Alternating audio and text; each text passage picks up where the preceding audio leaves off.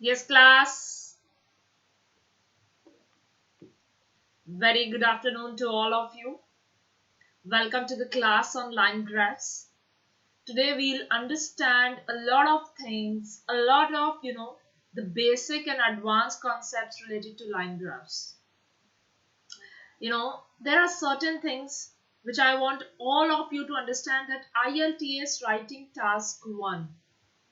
It's all about, following a structure, fitting the vocabulary related to fractions, proportions, percentages, using the linking words, and reporting only what are the main feature. That is the main idea of actually IELTS writing task 1. The you know, examiner is basically judging you on the aspects how well you are able to present the data that is significant, and you know on the contrary, how well you are in actually ignoring or leaving the insignificant data. If I tell you very clearly, there are certain things that you have to keep in your mind. What are those things? Actually, line graphs, bar graphs, pie charts are something which still has got some visual representation, and you must have done it in your, you know maybe earlier life as well, maybe in school, maybe in college. Here, what we need to understand, apart from the mathematical concepts related to the graphs, how well you should be able to articulate them, how well you should be able to reproduce them. So what you have to keep in your mind while actually doing this IELTS writing task 1, imagine that whatever report, you know you are writing or you are preparing, that report maybe go to, it could go to someone who doesn't have the visual representation, you know who doesn't have that kind of, maybe the graphs that you could see. So think in your mind that if I have to tell the other person how to actually report these features, how will I do it? What is that tricks, or what are those tricks which will help the other person to understand or to make the graph just from the description? That is the main idea that you have to think in your mind before going ahead. Okay, now let's go ahead, class. There are certain things I want you to learn. Now, of course, let me just, highlight the basic things which you have to keep in your mind. This is the code, class SG Trainer 748309. If you use this code, definitely, you get this 10% discount on all the courses at Unacademy. Let me highlight this, right? So basically, this is the code. Now, if this is the code that you could use to highlight what do I mean by this, let me tell you that. Now, Unacademy has the flexibility class that, let's say you used my code and you joined the Unacademy through this code, and let's say one of your class got missed. Okay, now you could certainly attend this class that very next day, and let me tell you the live class. Now you think, how's that possible? That is possible, class, because all the lectures, all the videos on Unacademy are recorded. That means the very next day or later on, you can watch what I have told in my class. Those live recordings you could watch. So that is why we say all courses here are live and structured.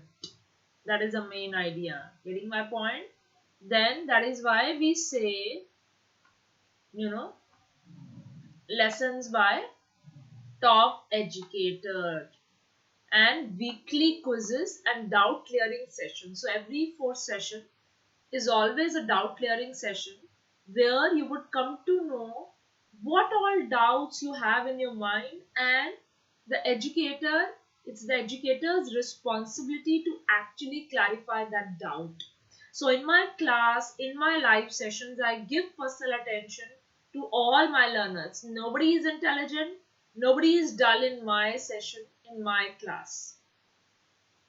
And whenever whenever learners ask a doubt which could be as, irrelevant as it could be, it doesn't mean that I should not answer it. I always try to answer it, right? So whenever you plan to enroll, my course is going to start from 4th of November, right? You could enroll by 3rd or 4th of November. I'll be live at 10 to 12 p.m. You could enroll by 3rd, and definitely you can go through all my live and recorded sessions. You could get all the presentations that I'm going to present here on the Plus subscription. Okay, now let's go ahead. Now, IELTS is all about International English Language Testing System, right? This is what you have to keep in your mind, is that we'll do the analysis of line graph with the help of two examples. Today we'll take two examples. In the earlier live session that I did earlier, I actually only, did the analysis for one graph. Now today I'll do it for two graphs. Let's go ahead. Class, with this line, get the band you need. I strongly, believe in this line. Now, why I said I strongly believe in this line? Because it really depends. If you have got a really, good command, or if you have got the good command only on certain particular, modules, maybe reading, maybe writing, maybe listening, maybe speaking, or any one of them, you could actually attain the command on the others when you have that feel in your mind that I really want to get the band I need. That is possible with sheer hard work, and doing just the hard work will not fetch you the desired results. You have to make sure that what kind of and what amount of hard work will go in preparing for reading, writing, listening, speaking. Not only reading, writing, listening, speaking help, but reading, writing, listening, speaking combined with the grammar and the vocabulary, that really helps class. That really helps, right? Okay, now let's go further.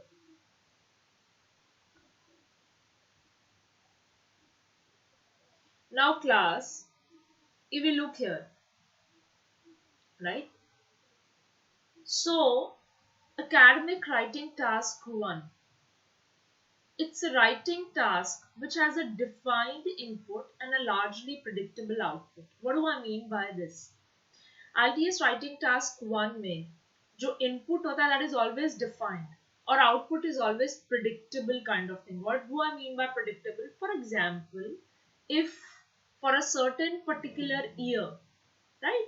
If I talk about the line graphs, bar graphs, and pie charts, certain particular year, I have decided that on the x-axis I could see that number of years are there, and the profit margin or the number of days or something, percentages or numbers are always there on the y-axis. So I can clearly see there, right, that the trend is increasing or the trend is decreasing. So there are peaks, or there is like, kind of the trend has, or the line has actually plummeted. So I can predict the same trend for the coming years as well. Although there is no need for me to predict, it is just purely for the understanding.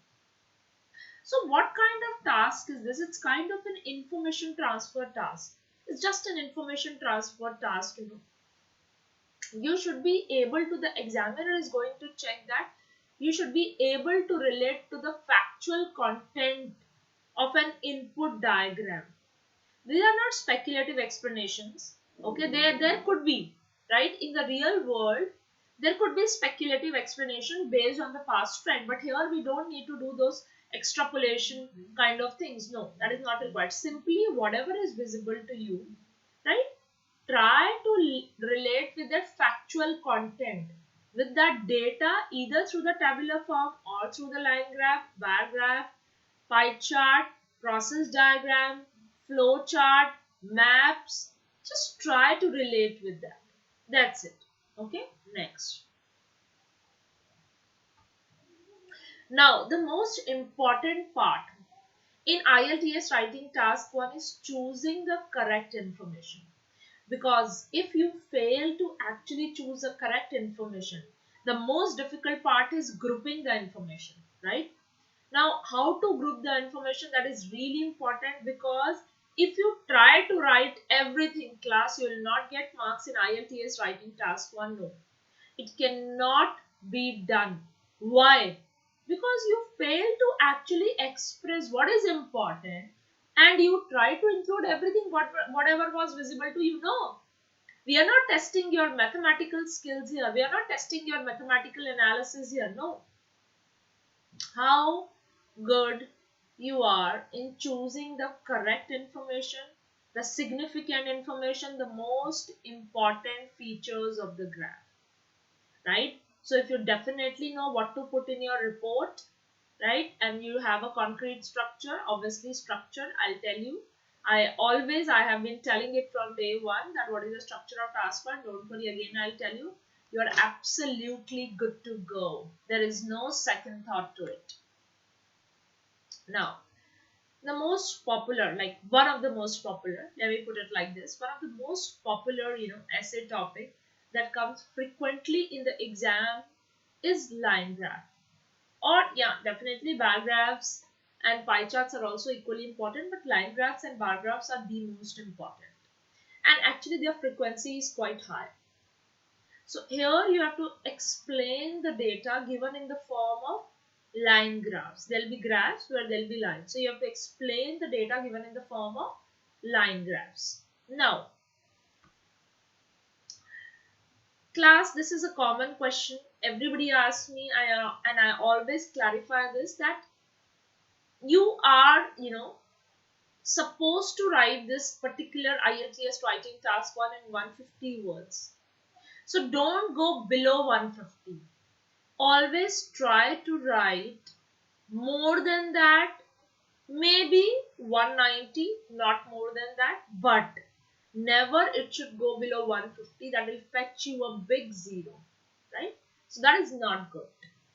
So you must know that the writing task 1 is a shorter, yes, because IELTS writing task 2 requires you to write at least 250 words, and that is actually an essay that contributes to 2/3 of the marks, although it contributes to 1/3. Shorter, and this is the shorter of the two tasks, and it needs to be written in 150 words at least, right? So idea is that you have to write in 150 words. Next. Now class, if you look here, it's necessary that you finish this task in no more than 20 minutes. And there is a formula as well to divide these 20 minutes. Of course, that I'll tell you again tomorrow when I'll do the bar graphs. As a second task is lengthier and as such requires more time. So second actually task requires much more time. It is definitely a task which requires you to give a little less time to do the planning, to do the writing, and definitely to do the proofreading, or rather I should say checking the report writing. And same thing you have to do with the essay as well, because planning stage is equally important as the writing stage, and the checking stage is again equally important as the writing stage. Right? Now let us get into the details of line graph essays. If anybody has any doubts, feel free to post here, or feel free to let me know either on my YouTube channel Shruti Kaura IELTS, or your comments here are also welcome. Let's go ahead. Now, class, what are the skills tested here in IELTS task 1? So you will be asked to describe facts or figures presented in one or more graphs, charts, or tables on a related topic. You have to describe facts, certain figures, right? And they'll be given in the form of line graph, because this is a line graph, this is what we have done. Now, the idea is that how you will be describing these facts. What is the structure? What is the right set of vocabulary? What are the linking words? Am I allowed to write my opinion or conclusion like the way I used to write in essay? So your mind must be boggling down with all these questions. Let me tell you very clearly that this is only possible when you know the right structure for both the tasks, because IELTS writing task 1 is totally different and IELTS writing task 2 is totally different. Although in case of the general training exam, IELTS writing task consists of a letter. In case of IELTS writing task 1, for the academic exam, it consists of report writing, where we should be able to express the factual data either in the form of line graph, bar graph, pie charts, flow charts, process diagrams, tables or maps. And in both the cases, you have to finish the IELTS writing task 1 in 150 words and in 20 minutes. Okay, at least 150. Now, if I go ahead, what kind of report should I write? So it has to be in the academic style, semi-formal or neutral style. I suggest it has to be in the academic style, and it include the most important and the most relevant points in the diagram. It should include the most important, whatever you think. See, again and again, I am emphasizing on the fact, please consider here the most important and the most relevant points in the diagram. Not everything needs to be captured here. So please, when I am again and again insisting on the fact, so that means grouping of the data is very important in IELTS writing task. And if you fail to do so, and by unfortunately, if you group the data that is not relevant or that grouping seem a little incoherent, then you may lose the marks, that is for sure. Now, if I go further, what kind of abilities are being assessed in these IELTS writing task 1? What are they going to judge? Are they going to judge how well or how good you are? I mean, how good you are in actually expressing the mathematical data through which they are going to check? No. They are checking your ability to identify, basically they are assessing your ability that you should be able to, are you able to identify the important relevant information? Are you able to identify the trends in a graph, chart, table or diagram, and to give a well organized overview of it? Are you able to give a well organized overview? Are you able to use the language accurately in an academic style? Is that so? Is that the case? Now class, this thing you have to keep in your mind, that if your overview, if your introduction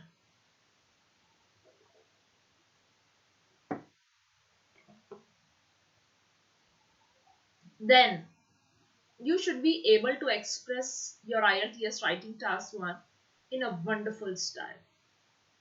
It will give you a high band.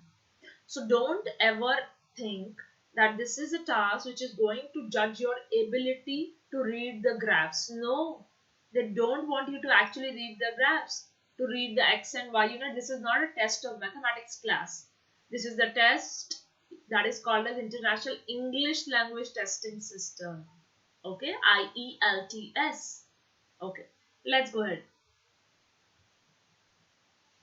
Now, apart from that, this task assesses your ability, right, to actually report or write the important, relevant, and the significant features.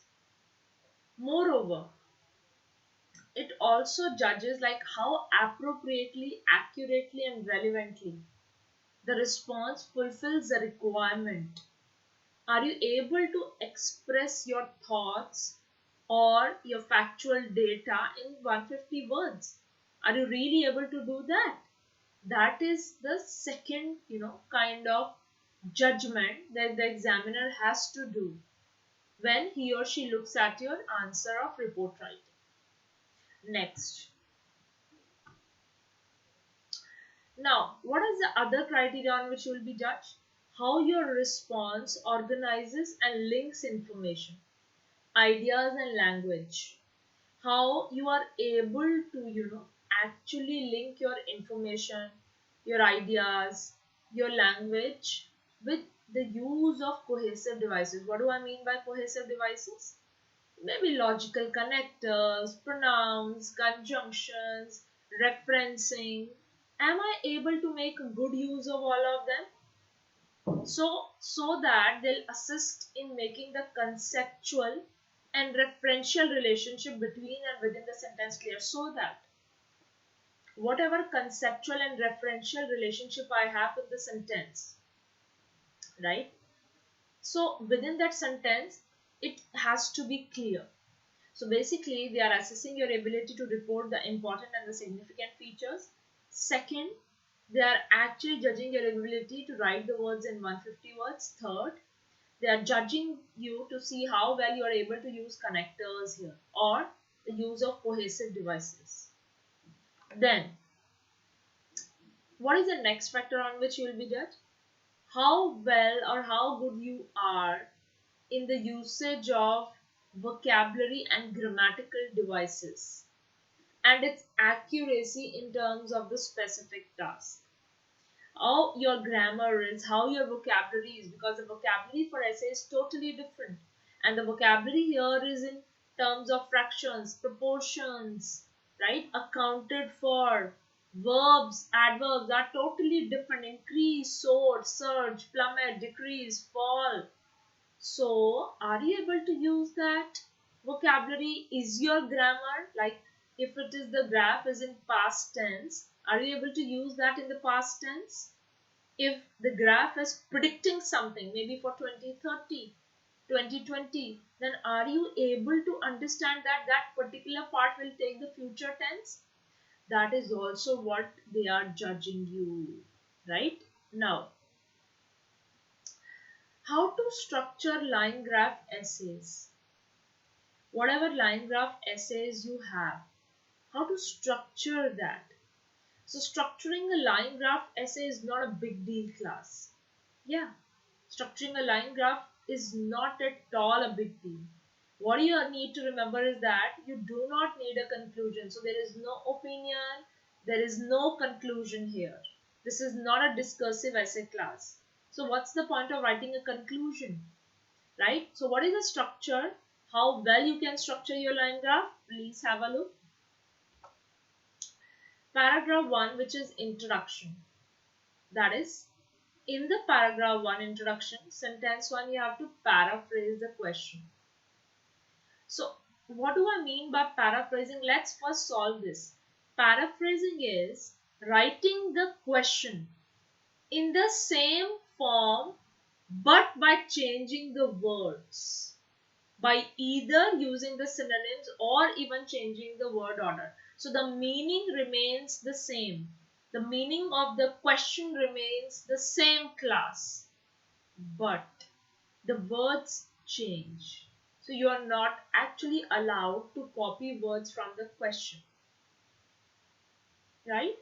So the paragraph should be one sentence long and it should demonstrate your ability to paraphrase.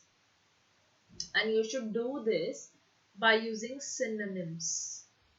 So not only synonyms, I have given you one more method, that is by changing the word order, that whatever is coming at afterwards, it comes in the beginning, and whatever was there in the beginning, it comes afterwards. That could also be possible.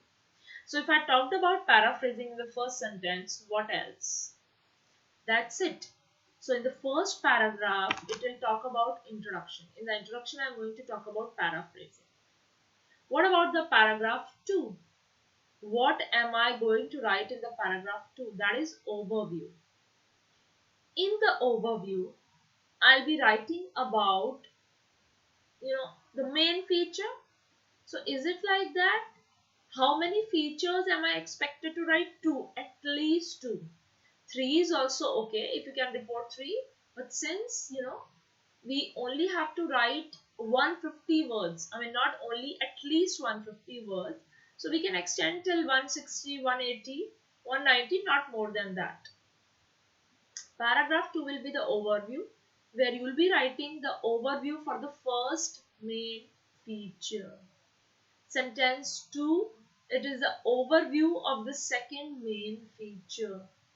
And sentence 3, you have to make a general comparison. If appropriate, that's kind of an optional. So class overview में क्या आता है? अगर introduction पहले paragraph में introduction है जहाँ पे paraphrasing आती है, then overview में क्या आता है? Overview में पहले main feature की reporting होती है, दूसरे main feature की reporting होती है, and then general comparison किया जाता है.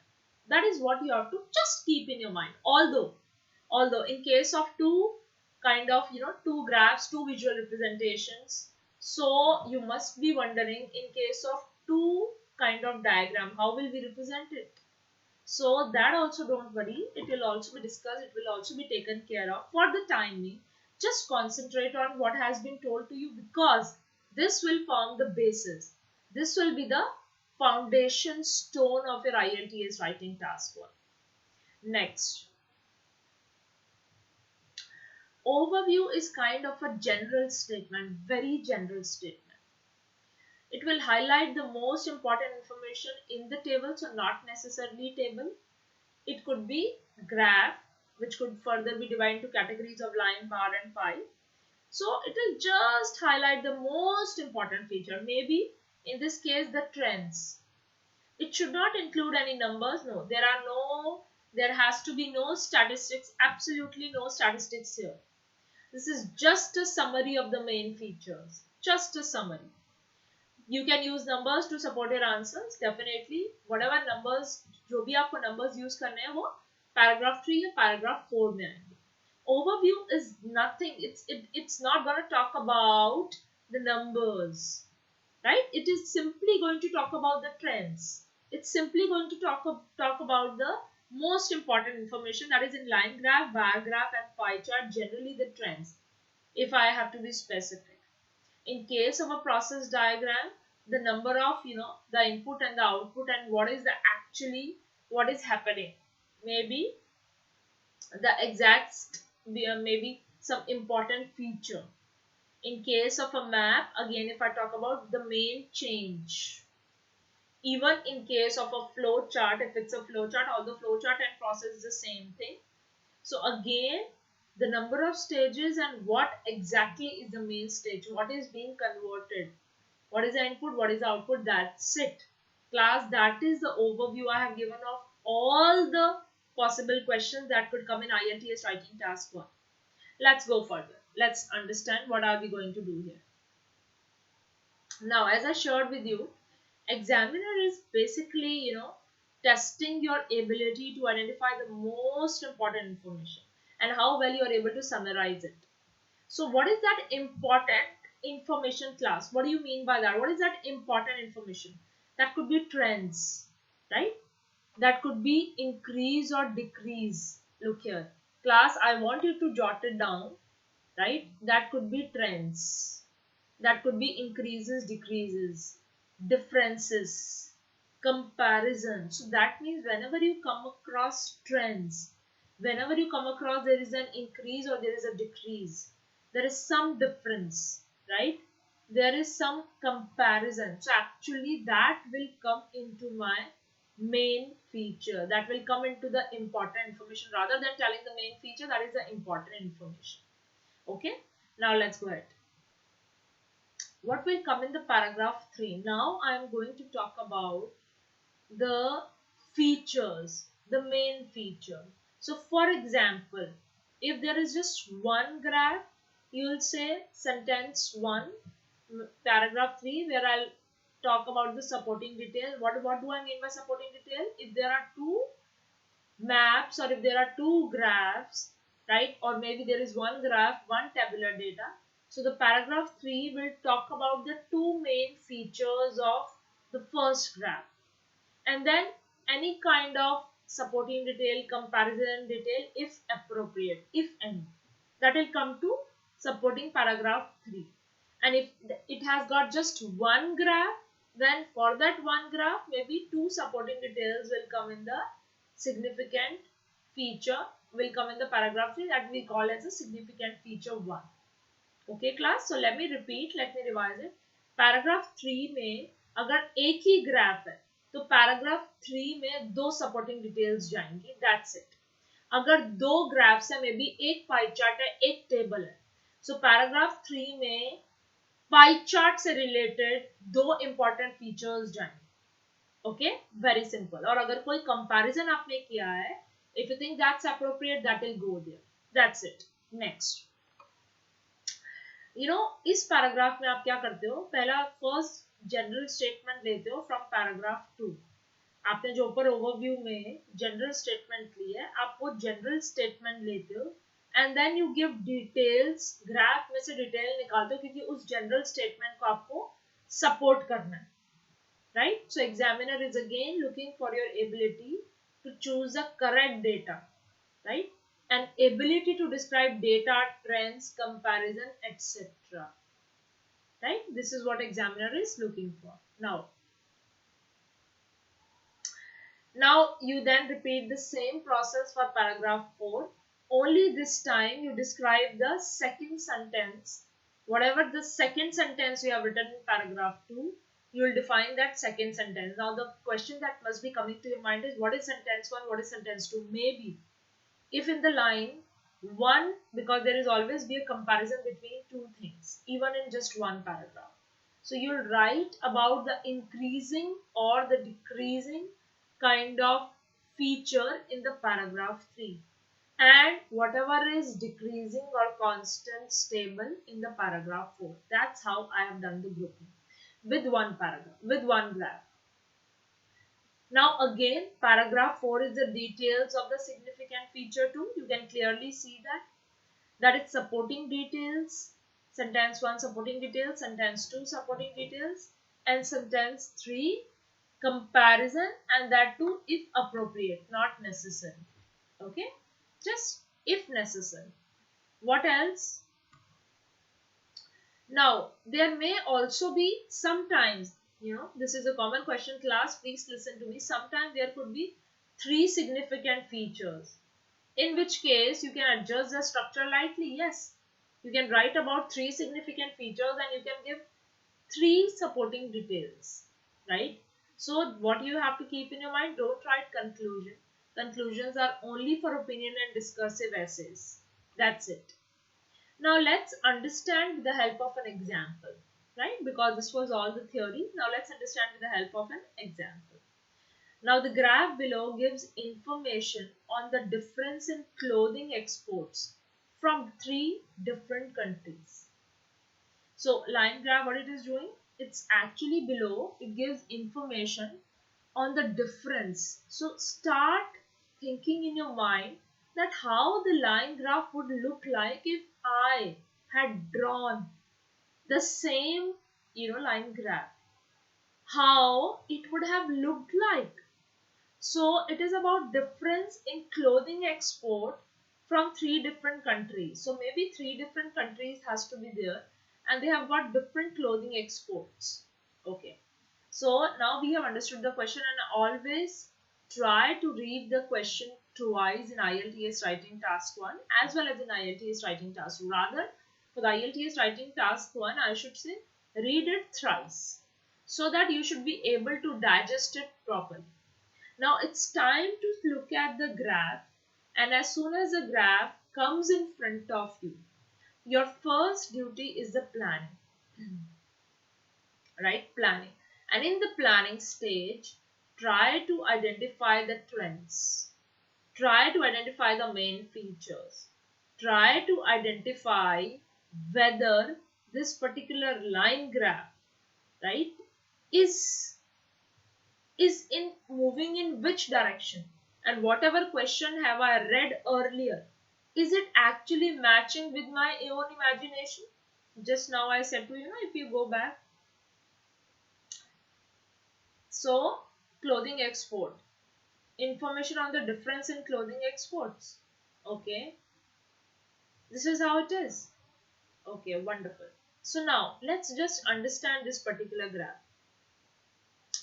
So if I talk about it, so it's showing that 1999 it started, We can clearly see that class. It started in 1999. Okay. Now, if it started in 1999, right, then this is which country? This is Myanmar. So right here, this is Myanmar. Then it's the Japan. That is simply write J. Then what about this blue? Blue is your Colombia. Okay. So when I'm clear, this is, Japan and this is Colombia. So maybe you can write this C here as well. And you could, actually remove this from here so that it will stay in your brain. Okay. Now that is Myanmar, Japan and Colombia. What else? So these are the years. That is 1999, 2000, 2001, 2002, 2003. So if I look here, it's consecutively 1999, then 2000, 2001, 2002, 2003. Right? So here, what I have understood is that in rather than going, maybe you can also write like 1990 2003, or you can calculate the difference between the two, and you can also write for a period of 4 years, for a period of 5 years, right? Now if I look here, in this is representing the millions of dollars. Oh, so these are actually the dollars. These are the dollars in millions. Okay, if these are the dollars in millions, so what is the question that I need to answer? I need to answer that this is a clothing export. Oh, some clothes have been exported from these countries and I have to actually find out the difference. Yes, correct. So let's start like this. Myanmar started at almost maybe the same. This could be 5. So you could also write $5 million, and it reached till $800 million. Okay, and then it has finally gone to, this is somewhere we can say that 950. Okay, let me write it, $950 million. Okay, then this has come down to what? This is 350. So maybe we could write 350, 375 class. Anything is okay. $350 million. And this is 450. It has ended at 450. Now class, if I look here very clearly, although it started at $5 million, right? But ultimately it has shown an upward trend. You could see clearly at $450 million, it has shown an upward trend. So ultimately, the clothing exports for Myanmar from 1992 to 2003 has actually increased. Even though from here, look, this, if I cross this, 2001, from here, it has shown a decreasing trend, and then finally it has increased. So here it has reversed from 2002 again. If I make here, right, it has increased. Now if this is the case class, I could somehow think that grouping is possible here if I just think that this has increased and this has increased, and from there it has decreased. So this is also possible. Okay, fine. Now if I clear it, right, if I just clear it, I can get my idea that okay, these are the values, and this is how I got an idea about my first graph, that maybe the first graph could be divided this way. Okay, now what else you have to keep in your mind? Now let's go for Japan. After Colombia, it's Japan. So from Japan, I could see that they are almost near. It started at 550. So this is 550, right? And afterwards, it has shown almost a gradual decrease. I could say no, it has shown a gradual decrease.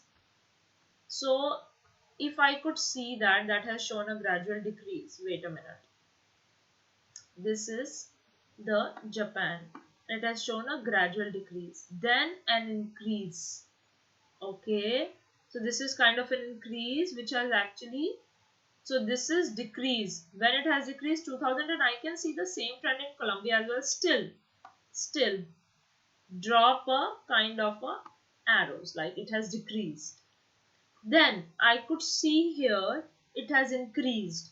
Now when it has increased, then increase, a slight further increase, and then finally decrease. So यहाँ तक के period में it has shown an increase, but here again I would say it has shown a decrease. So maybe now, because I have to do the grouping class, right? I have to do the right set of grouping. So I have to make sure that this is absolutely correct. Now, if I look at Colombia, it started with 450. Okay. Now, when it started with 450, it has increased, then increased, and it has finally dropped here. So we can say at this point, Colombia and Japan both have dropped, but Myanmar has increased. That is very surprising. That is from a period of 2002 to 2003. Now my mind will go in the direction of grouping. So what I'll realize that Myanmar has shown an upward trend, and similarly if I look here at Colombia and Japan, right? If I simply look here at Colombia and Japan. So this is C is Colombia. If I simply look here, has it also shown an upward trend or a decreasing trend or increasing? So for the, if I look at the Japan, it has shown a decreasing trend because it started from here and then ultimately end here. Trend पता लगाते हैं by looking at the first year and the last year. So decreasing trend है, no. तो इसका मतलब Japan में decreasing trend है. What about Myanmar? Myanmar में increasing trend है. What about Colombia? Colombia started low and it increased ultimately here. The overall trend increasing है. So that means I can club Colombia and Myanmar in the paragraph 3. Getting my point, class? And I can have Japan in paragraph 4. Oh, that grouping. So introduction, I have to go for the paraphrasing. That is, I'll paraphrase the question. In the overview, I'll write the two main features, right? And in the paragraph 3, I'll explain about Colombia and Myanmar. In the paragraph 4, I'll write about Japan. So as long as this planning is not up to the mark, it is not in place, you will not get a high band class. Now, let's go ahead. Let's see how we have actually written this data. This is a question, class. That is, the line graph compares the amount of clothing exported by 3 countries, right? Now, if you look here, the introduction is quite simple. So, line graph compares, because ultimately there are 3 countries, no? So, the line graph compares the amount of clothing exported by 3 countries. There are 3 countries from 1999 to 2003. Introduction is quite simple. It includes words that are not part of the question. Okay, done. Very simple, very easy. What else? Overall. Now, in the overview, it's important if you could use overall. It's kind of good. So, then you have written, clothing export tha Colombia and Myanmar se. It had increased from their initial values. Whatever their initial values had, that had increased from their initial values by the end of the period. From the initial values, what happened by the end of the period? It had increased.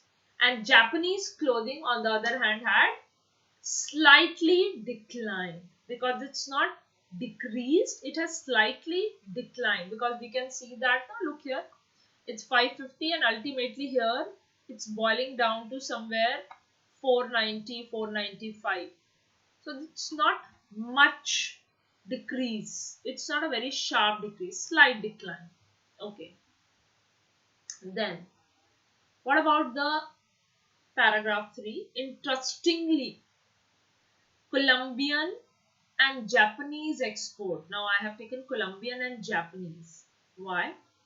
because they showed relatively small fluctuations. Their fluctuations are relatively small from 1999. If you look here, this is 1999. From 1999, they both are here in this year. So 1999 to 2003, पूरा इन्होंने लिया है. They have showed some relatively small fluctuations. Whereas जो exports are from Myanmar were extremely volatile. So something that changes frequently, obviously you could say fluctuate, other word is volatile. Because it has shown a steep increase, then increase and a drastic decrease, that's volatile. So what do I mean by volatile? Whenever there is a drastic increase, then it decrease, or maybe anyway, it is like steep trends are there, sharp trends are there, significant trends are there, then we can say volatile. Next. Then the body paragraph 1. So this was all about the overview where I clubbed the features of Colombia and Myanmar, and then I talked about Japan, and then I have mentioned a comparison as well. What is a comparison? That Colombian and Chinese exports have shown relatively small fluctuation. So in the second point, overview second point, what I have mentioned, it has shown a relatively small fluctuation. Whereas exports from Myanmar, that's extremely volatile. Simple. Now let's move to body paragraph 1. In the body paragraph 1, if you look in more detail, in 1999, Myanmar exported approximately, that is what we have written here, it is $5 million of clothing compared to about $450 million for Colombia. So if you look here, again it's, because I'm going to club Myanmar and Colombia, it's 450 for Colombia and 575 for Japan. So I have not taken my grouping based on the countries, I have taken my grouping based on the years. But if I look at 2002, however, from 1999 to 2000, right, Myanmar clothing exports skyrocketed. No, it has actually got there. So it's, we could say that it's skyrocketed, surpassing both the countries for a total of, here it's almost $800 million worth. And the relatively, but if you look here, there is a relatively very small gap between Japan and Colombia. On the other hand, narrowed. It actually, it was a small gap. This was a very small gap and it got narrowed in 2000.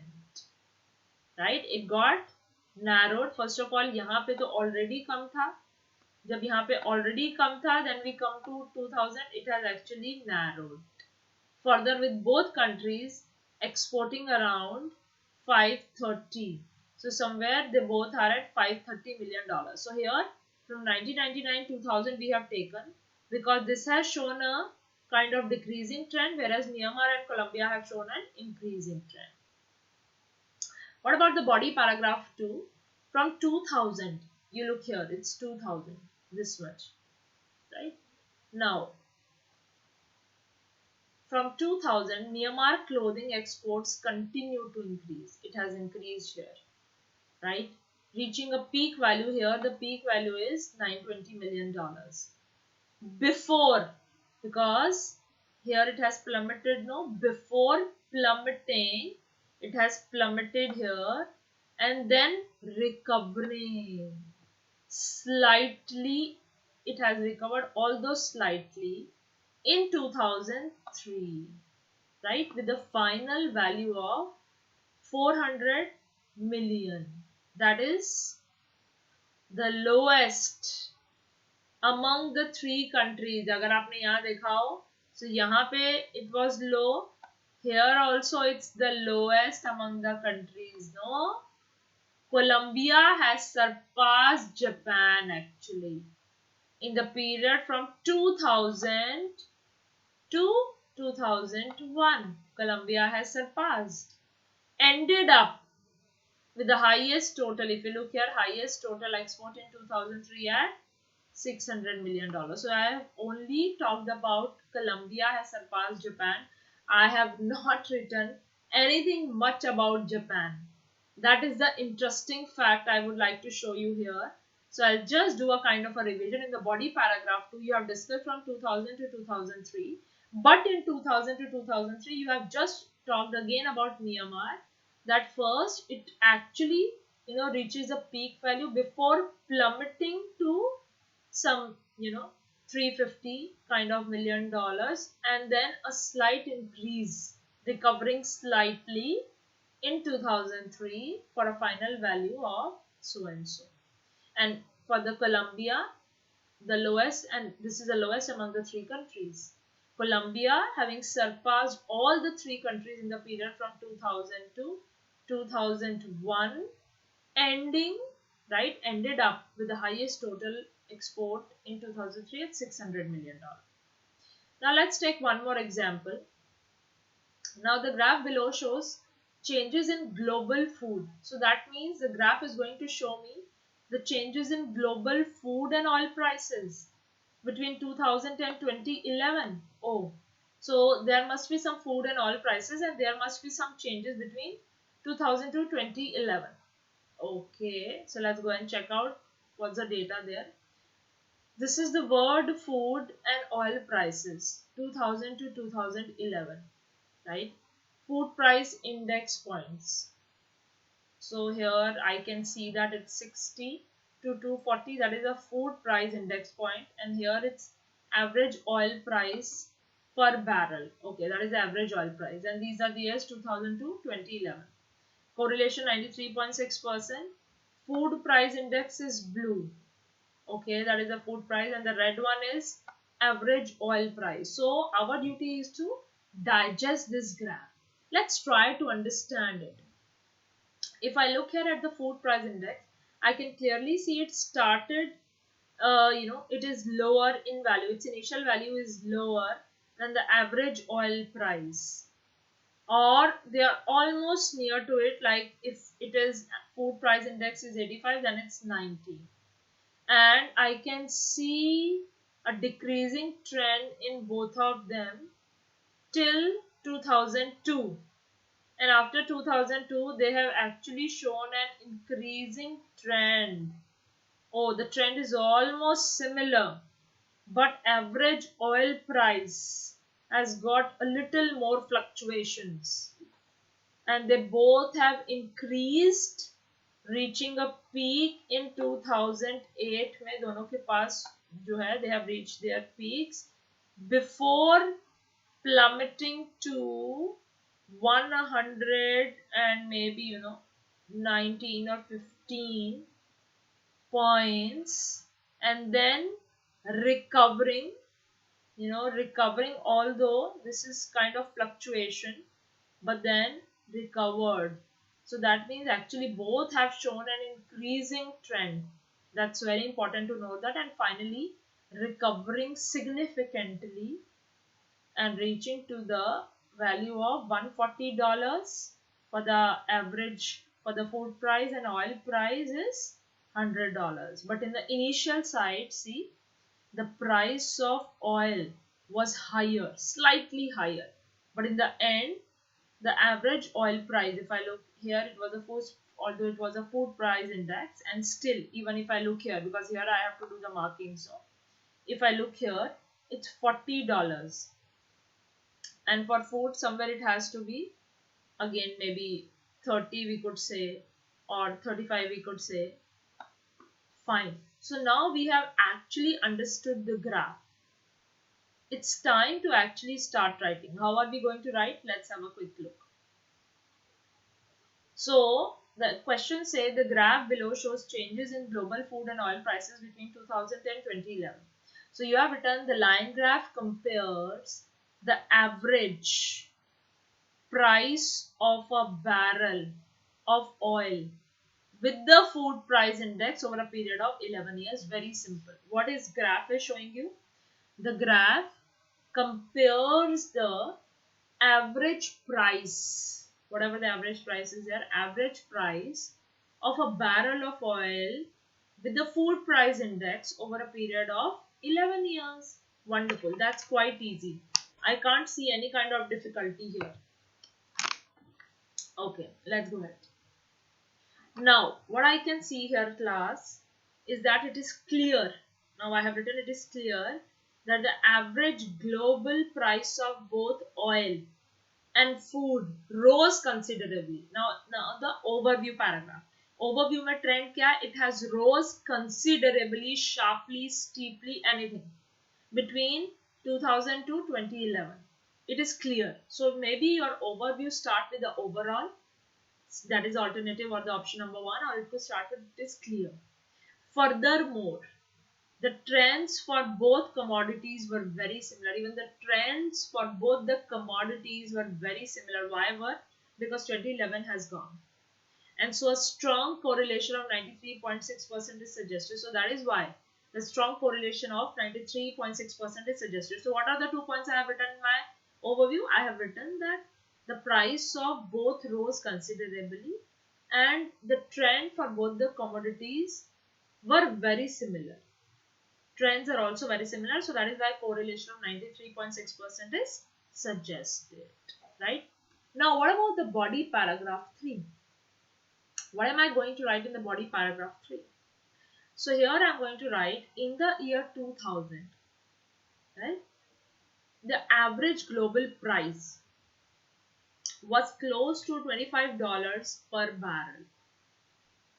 Now, if I look here at the year 2000, look here at the year 2000, right? The average global price was close to, if I look here, 25, it's 20, so it's maybe near to 25. $25 per barrel. And the food price index. So what am I talking about? Am I talking of oil price? Oil price, so this is the oil, red. So in the oil price, I said it was somewhere close to $25 per barrel. And food price index, here I am talking of the food price, FPI. And here I am talking of only the oil price, food price and oil price. And if I look at the oil price, food price, it stood at just under 90 over the following 4 years, because here I have to take. So over the following 4 years, both prices remain relatively stable here. Till here, class, if you look by this point, both the prices are relatively stable. And before rising, again, it's not rising too fast, it's rising steadily, right? Between 2004 and 2007. So here, again, it increased steadily. 2004 and then finally 2007. But by 2007, the average oil price, now here we can see this is the oil price. So the average oil price had more than doubled to nearly what? 60.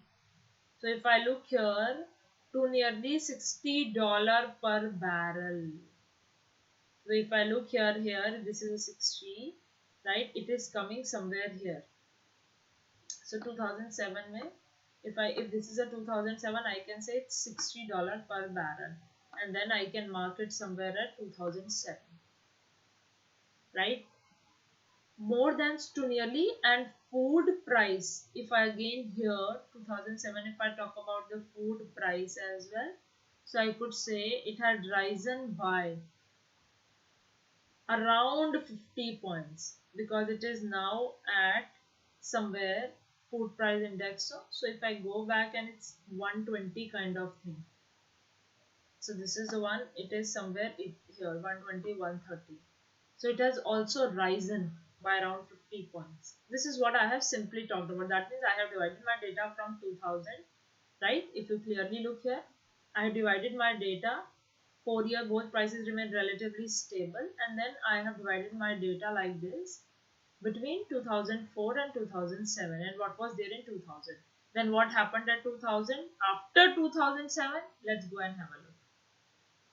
A dramatic increase in both commodity prices was seen from 2007 to 2008, with oil prices, if you look at this red one, oil prices reaching a peak of approximately 130. If you look here, this is $130 per barrel.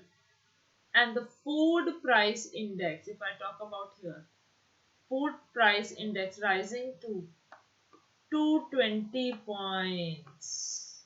However, by the beginning of 2009, if I talk here, so by the beginning of 2009, prices of oil, so that is, this is oil, no, this is oil, red wala is oil.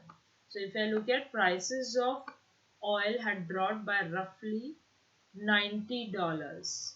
So here first it dropped to 90, and then the food price index, right, was down by about 80 points. So if I talk here this way, so it is down by almost 80 points. Finally, in 2011 class, the average oil price, now if I look here, this is the oil price again now. The average oil price rose once again to nearly, see, look at $100 per barrel, while the food price index reached its peak at almost 240 points, right? So this is how I have divided my graph. Then before I end, let me do a quick revision here, class. What you have to do is that as soon as this graph comes to you, you simply have to write the introduction, that is a paraphrasing. Here you have done the paraphrasing. Afterwards, what you could see is that you could write an overview stating about what happened to the food prices and what happened to the oil prices. And second point, that could be the trend. So both have shown a similar trend. That is why the correlation is 93.6%, and they have rose considerably between this 2000 and 2011. Then I have written the first paragraph. In the first paragraph, I have written that the average global oil price was somewhere close to $25. Here I am mentioning this $25, and the food price index just stood at 90. Here it is at 90. This is at, I started with 2000 clearly, and then I have gone till here because it has shown a kind of, relatively stable trend. यहाँ तक stable trend है, यहाँ तक gradual increase है, यहाँ से steep increase है, and then ये steep decline है, and finally it has finally surged or soared here. This has also, there is a decline, and then it has finally reached this peak. It has also increased. So this is how I have divided from 2004 till 2007. So I have taken from 2000 to 2007, and then I have divided from 2007. That is the main idea that you have to keep in your mind. Okay. This is one way of doing the practice class. The only thing in the end I would like to tell you, don't forget to actually master different kinds of graphs or to learn, because the more you learn, the more your chances of getting higher rank, because every graph is different from the other. So all the best to all of you, class. Just remember, success follows if you do the right thing in the right way at the right time, right? Don't forget to use this code SGTrainer748309 to get a 10% discount on all the courses at Unacademy. Thank you. That's all for today, class. Thanks a lot.